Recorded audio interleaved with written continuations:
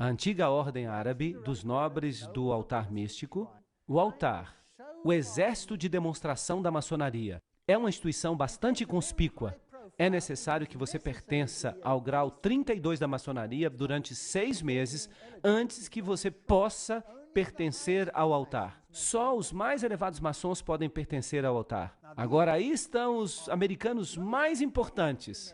Todos os mais importantes americanos. Eles desfilam por Nova York como membros do altar. Se fosse um baile de máscaras. O altar pertence a Alá. Vocês sabiam disso? E vejam que ali estão os cristãos, assim chamados cristãos do grau 32. E eles já sabem que eles adoram a Lúcifer. E eles vêm até o altar. E o Corão está no altar. A Bíblia já foi embora.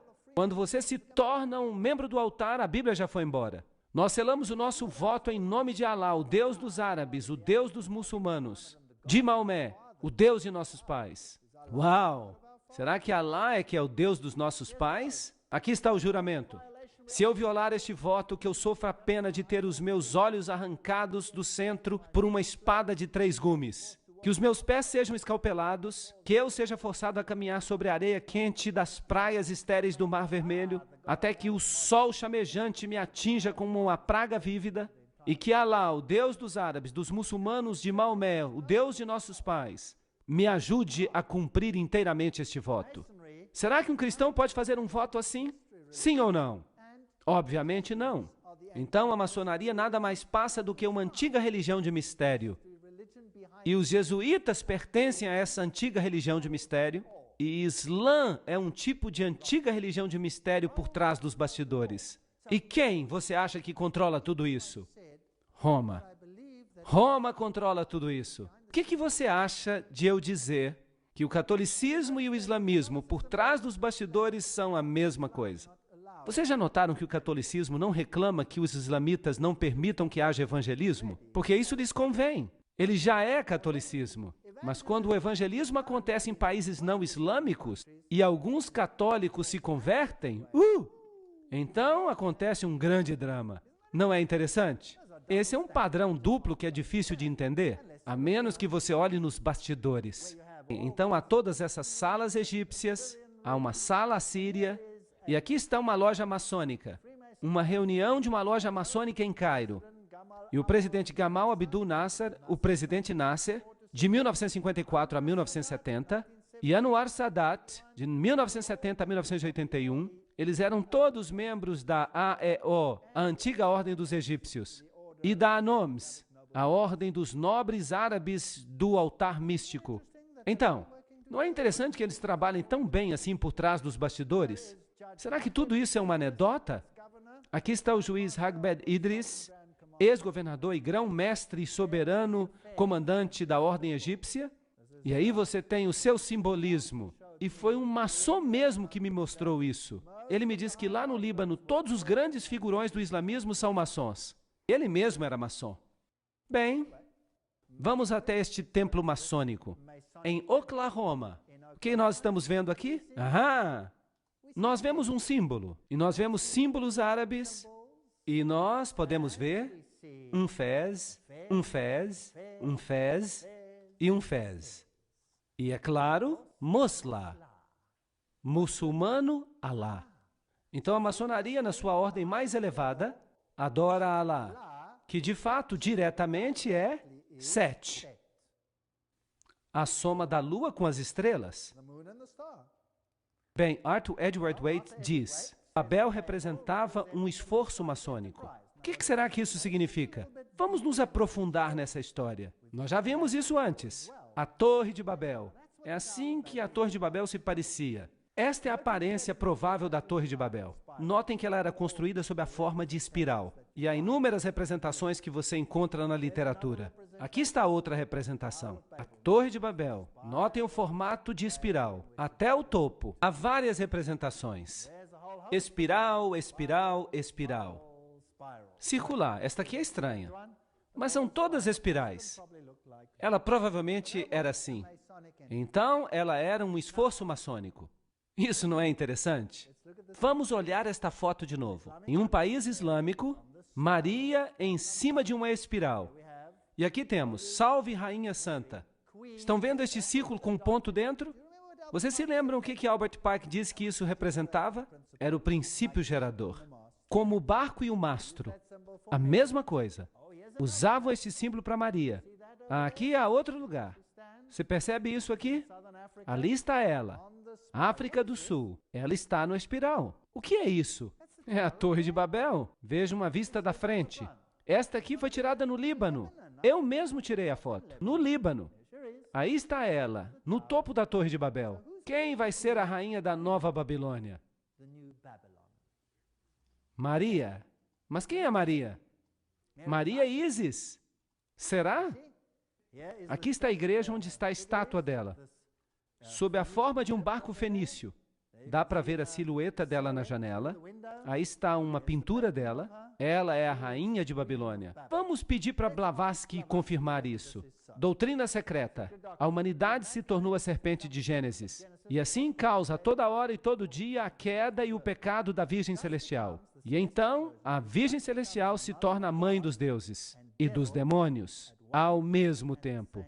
Pois ela é a divindade amorável e benéfica para todos aqueles que tocam a sua alma e coração. Eis aí a doutrina secreta. E continua, Lúcifer é a luz celestial e terrestre.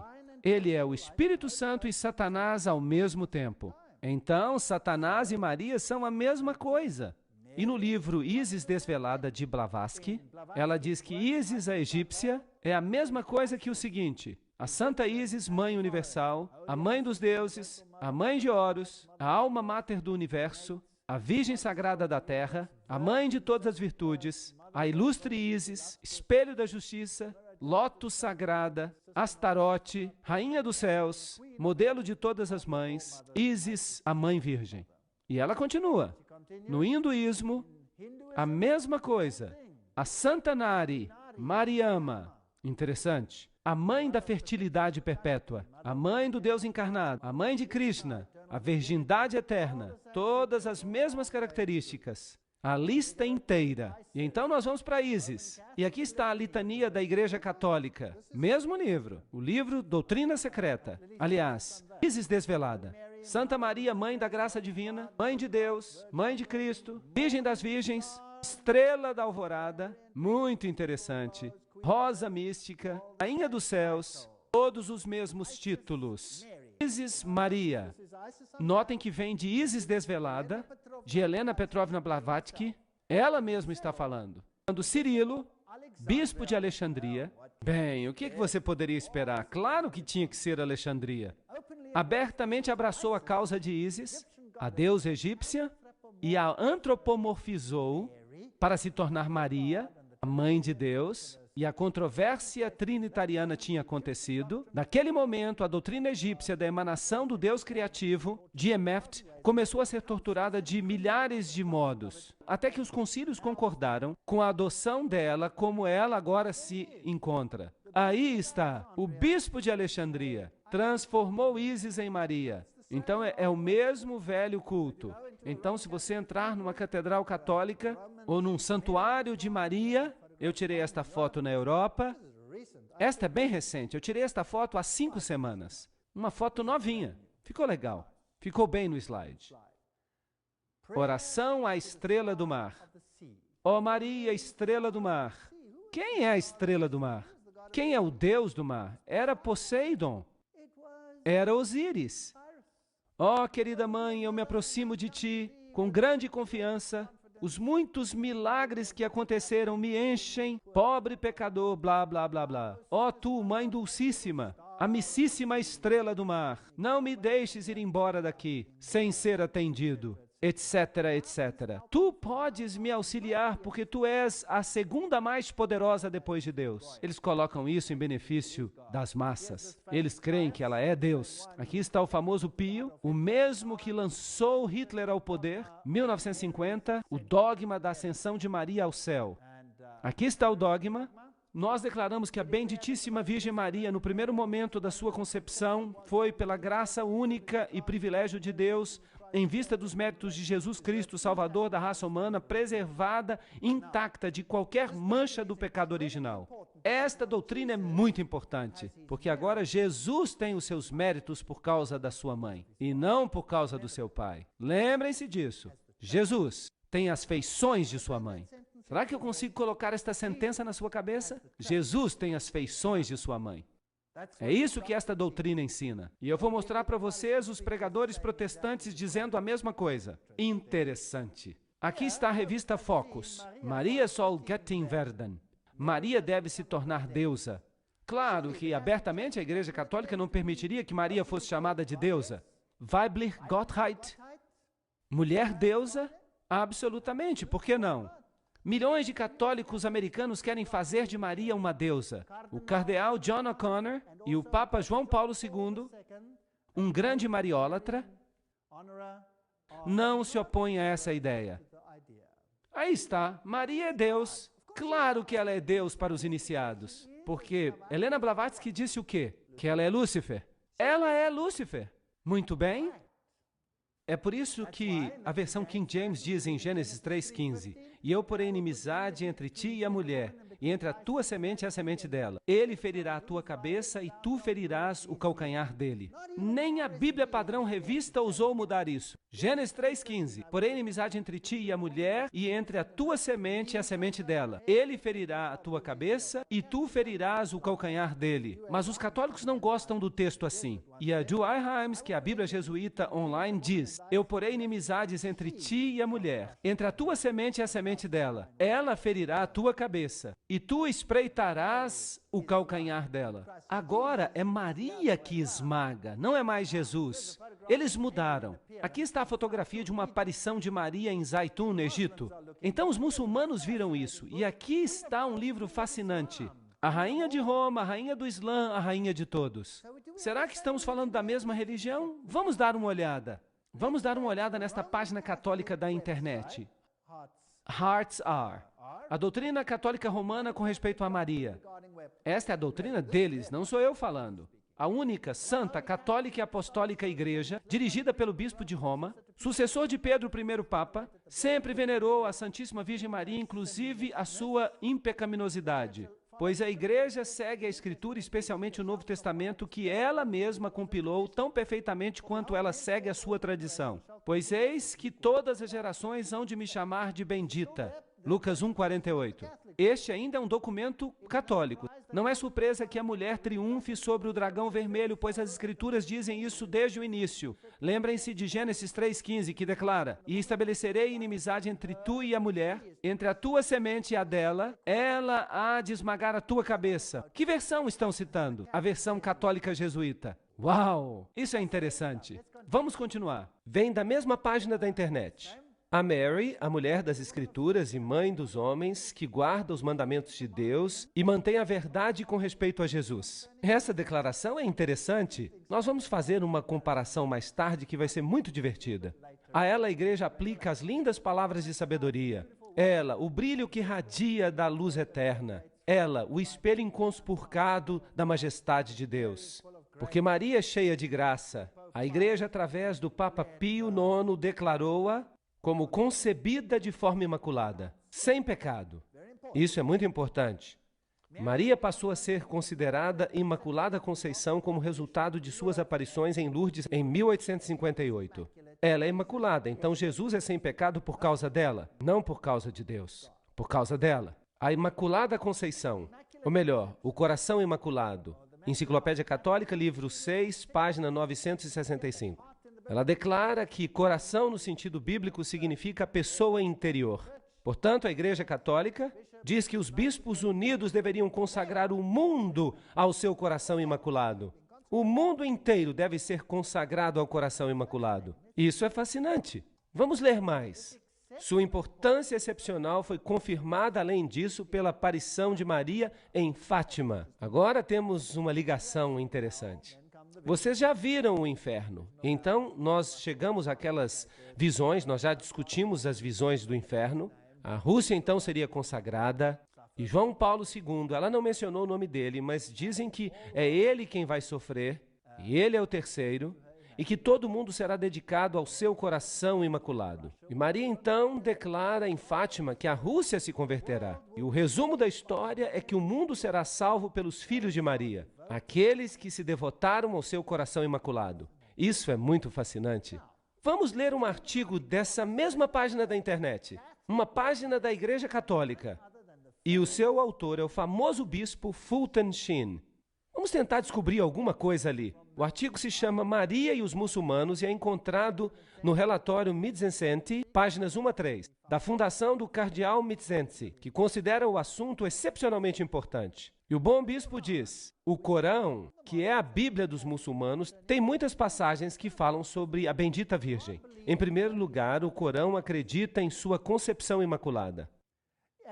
E também no seu nascimento virginal. O seu nascimento virginal. Notem bem, o seu nascimento virginal. Vocês perceberam isso? Ela foi concebida imaculadamente e a mãe de Maria era estéril. Quem se tornou, portanto, o Salvador? Uma contrafação de Jesus Cristo. Esta aqui. Isso é uma afronta.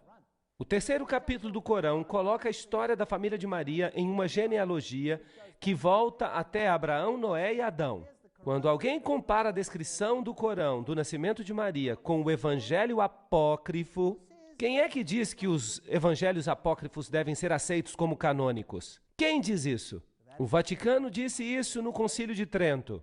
Nesse evangelho, fica-se tentado a crer que Maomé dependeu muito de seu nascimento. Vocês sabem que Maomé era casado com uma freira católica? Toda a família dela era católica. E ele recebeu a sua doutrina diretamente do abismo sem fim. Não é isso que a Bíblia diz? E essa doutrina começou a se espalhar. E usaram o Islã primeiramente para neutralizar o cristianismo, e então o espalharam ainda mais tarde para se livrar dos inimigos de Cristo, para se livrar dos seguidores de Cristo, e então para se livrar de todos os inimigos de Roma. Os dois livros descrevem a velhice e a indubitável esterilidade da mãe de Maria. Isso não é fascinante? José perguntou como ela havia concebido a Jesus sem pai. E Maria respondeu, você não sabe que quando Deus criou o trigo, ele não teve necessidade de semente? O Corão tem versos sobre a anunciação, sobre a visitação, a natividade. Anjos são representados como acompanhando a bendita mãe e dizendo, ó Maria, Deus te escolheu e te purificou e te elegeu acima de todas as mulheres da terra. Percebem as ligações? Quem criou quem? Será que o catolicismo criou o Islã ou quem sabe o Islã criou o catolicismo? Não pode ser, porque o catolicismo existia antes do Islã. A mesma doutrina. Há uma defesa tão forte da virgindade de Maria aqui no Corão, que o quarto livro atribuiu a condenação dos judeus à sua calúnia monstruosa contra a Virgem Maria. E agora fica melhor ainda. Então, o bispo diz, as duas maiores religiões do mundo creem na fervorosa devoção a Maria e consideram as suas virtudes em alta estima. Os muçulmanos e os católicos compõem cerca de 2 bilhões de pessoas juntos. Eles estão no controle. Tudo de que eles necessitavam era da Igreja Ortodoxa, e agora eles já a têm. E é também verdadeiro que inúmeros protestantes consideram Maria com grande favor.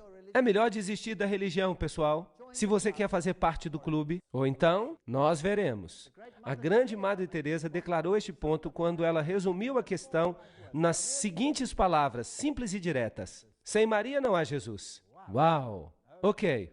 O reconhecimento da concepção imaculada pelo mundo fará com que haja uma relação mais íntima entre as grandes denominações cristãs, católicos e ortodoxos, e também entre o cristianismo e o Islã. Que tipo de síntese eles querem? A união das religiões. O que a maçonaria ensina? Jesus, o filho de José, o Senhor, o Messias e seus apóstolos, e depois destes Maomé, o filho de Abdillah, com sua lei, que é a lei do Islã, e os discípulos da verdade seguiram a lei do Islã. Os discípulos de quê? Da verdade. Seguiram o Islã. Quando o cristianismo se tornou fraco, inútil e impotente, o restaurador e iconoclasta árabe chegou como um furacão purificador. Uau! A fé do árabe se tornou mais forte do que a do cristão. Estão falando do cristão verdadeiro. Então, o Islã nada mais é do que o catolicismo derrotando ou vencendo o cristianismo. Segundo os gnósticos, as almas subiam e desciam por 8 céus. Em cada um deles havia certos poderes, blá, blá, blá, morais e dogma. Agora vejam o que o livro Morais e Dogma diz. Na doutrina antiga, certos gênios tinham uma função de conduzir as almas aos corpos destinados a recebê-las. Vocês já ouviram falar do gênio da garrafa? Às 1001 noites, alguém esfregando a garrafa e, aqui vem o gênio. Quem são esses gênios? Notem que os maçons falam de gênios. Isso é interessante. Eu gosto muito de trabalhar de detetive. Platão fala de um gênio familiar. Vocês já ouviram uma palavra gênio? A palavra gênio vem do latim genii. Agora, os gênios são o meio de comunicação entre o homem e os deuses. Entenderam? É isso que Morais e Dogma, a maçonaria, diz. Os gênios fazem a comunicação entre os homens e os deuses. O Jesus Cristo do Islã é também diferente do Jesus Cristo da Bíblia. E eu vou lhes dizer por quê. Daqui a pouco. Em 1 João 2:22, quem é mentiroso senão aquele que nega que Jesus é o Cristo? Ele é o anticristo. Quem quer que negue o Pai e o Filho. Nós já vimos que os eruditos católicos mudaram a Bíblia.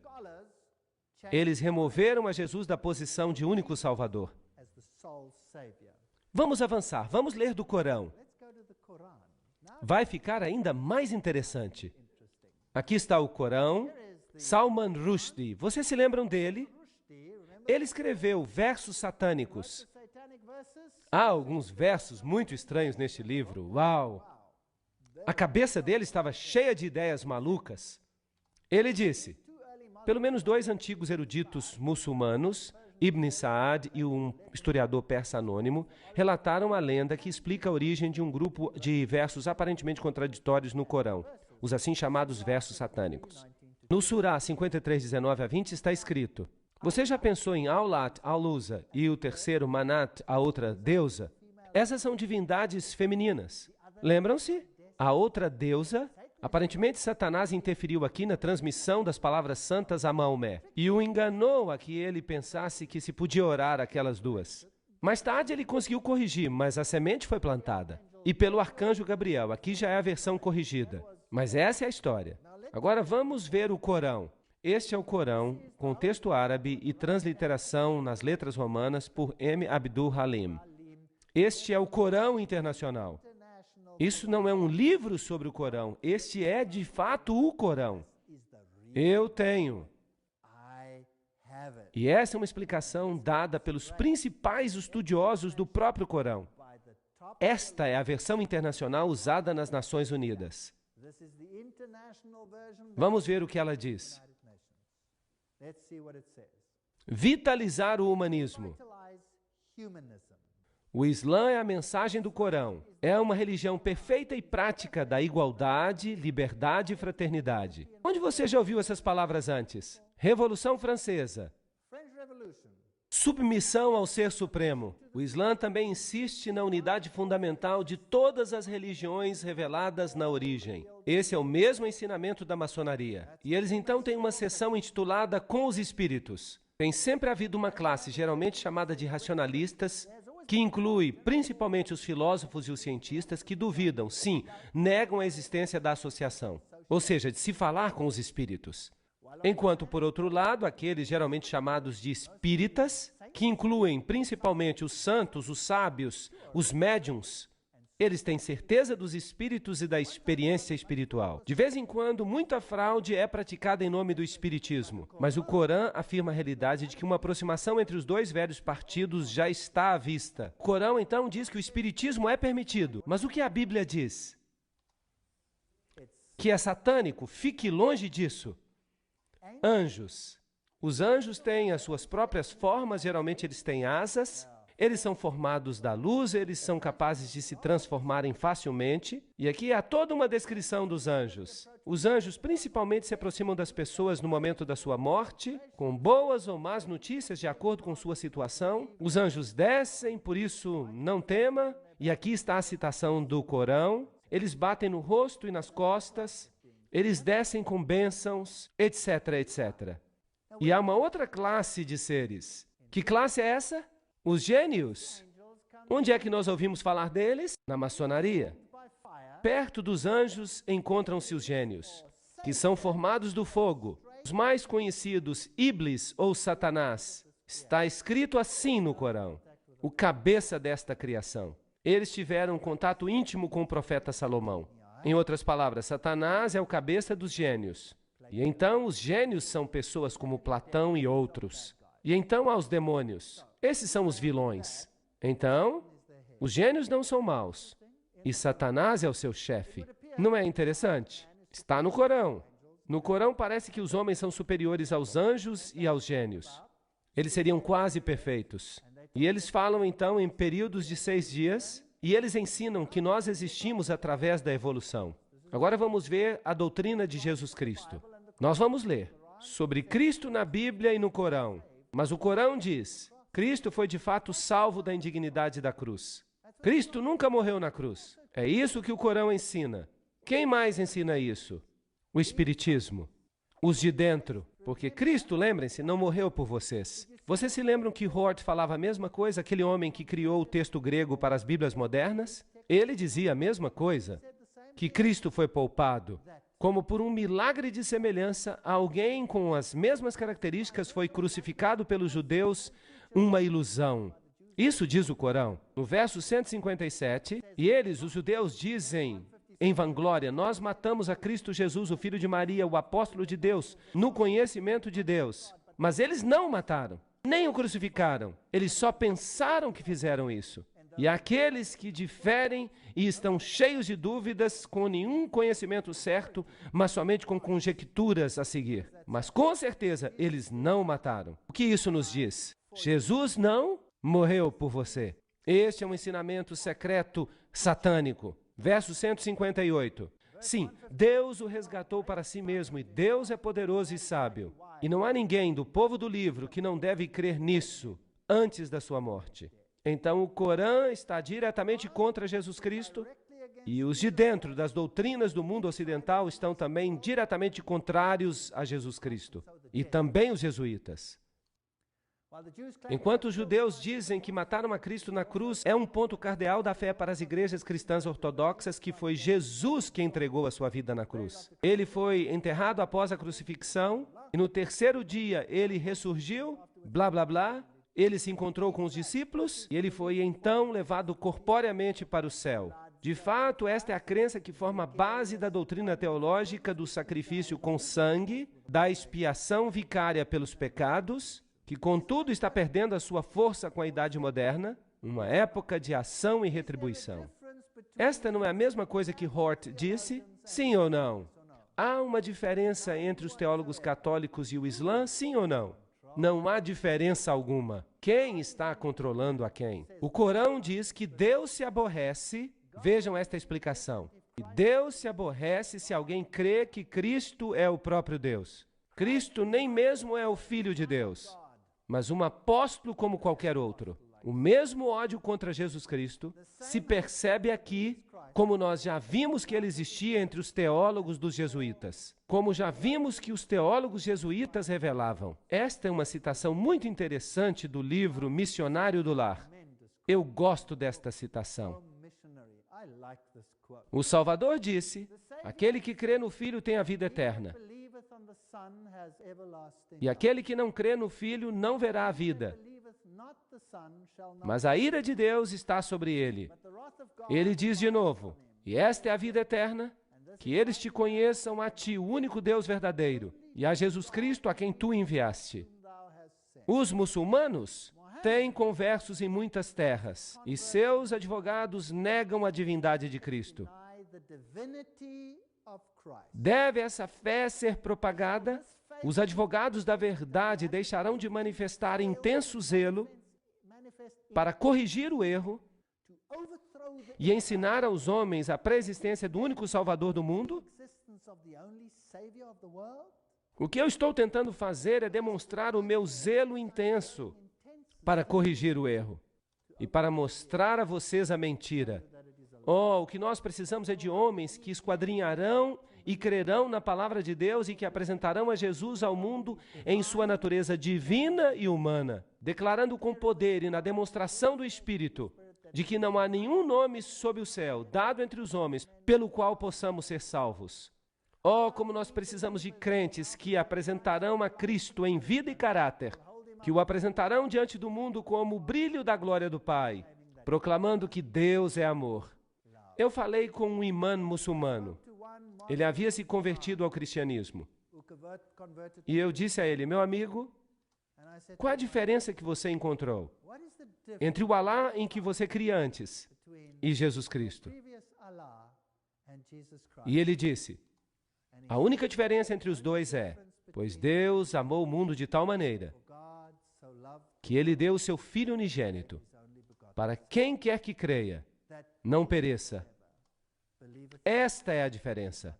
Alá é um Deus de guerra, um Deus de retribuição, um Deus que envia o seu povo à destruição, prometendo a eles virgens celestiais na vida após a morte, dando-lhes alegria no céu, mas um inferno na terra, e também um inferno no céu para todas as mulheres.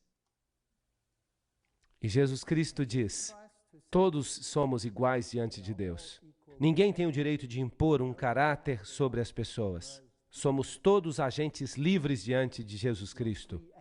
Sim, está escrito, mulheres, submetei a vossos maridos, como no Senhor. Maridos, amai vossas esposas, como o Senhor ama a sua igreja. O meu Jesus é o meu marido, numa alegoria. Ele nunca me forçou a fazer nada. Nunca Jesus me forçou a fazer qualquer coisa. Tudo que eu faço por Jesus, eu faço porque quero. Se eu quiser dizer a Ele, adeus, vou embora. Será que Ele vai me impedir? Será que um raio vai cair sobre mim e c'est fini? Não. Jesus é o ser mais fantástico do universo. Ele lhe concede total liberdade de escolha. Permite que você se decida por ele ou contra ele. Tudo que ele tem em sua defesa é, quando eu for levantado, eu atrairei a todos os homens para mim. O amor é o caráter de Deus. E o amor é a única coisa que pode triunfar. De outro modo, nós teremos um inferno perpétuo. Alguém uma vez me perguntou, eu não vou dizer quem foi, mas me perguntaram, e se o outro lado ganhar? Você vai passar para o outro lado? Que pergunta estranha. Eu disse, eu já li o último capítulo, eu sei que Jesus vai vencer. Mas mesmo que você tivesse a razão, mesmo que o outro lado vencesse, eu vou lhe dizer, eu preferiria morrer.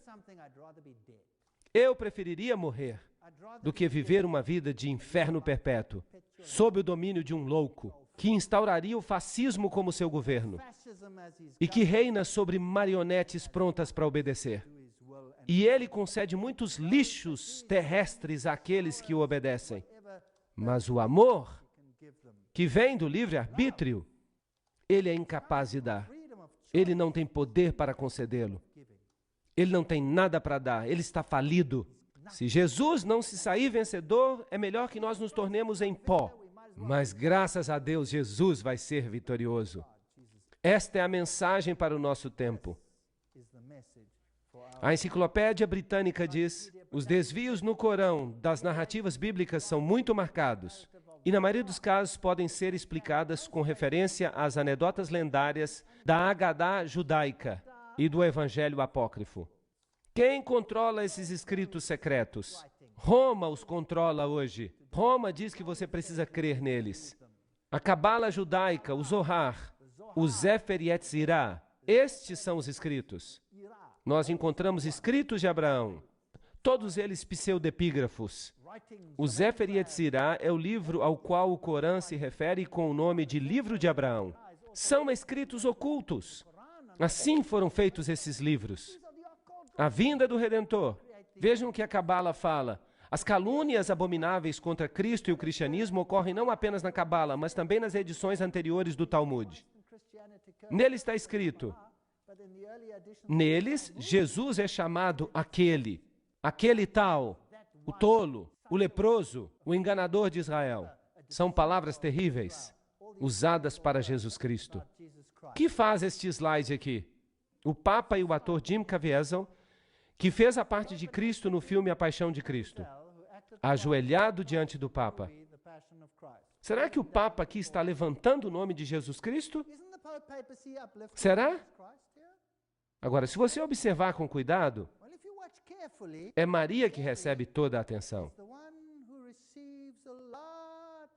Pedro se ajoelha e pede a Maria perdão. Claro, se dissessem isso claramente, ninguém creria. Mas e se você apresentar uma versão para as massas? E então você os pega com uma teia religiosa, que no âmago não passa de uma mentira. E o pobre Islã? Acontece a mesma coisa. Do lado de fora se ensina o Islã com as exigências mais rigorosas que essas pobres pessoas precisam cumprir a cada dia.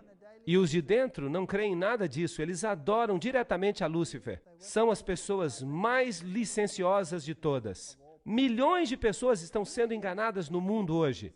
Isso não é uma catástrofe? Será que nós não vamos nos levantar e vamos dizer: Deus é amor, entreguem suas vidas a Ele. Precisamos nos separar dessas mentiras.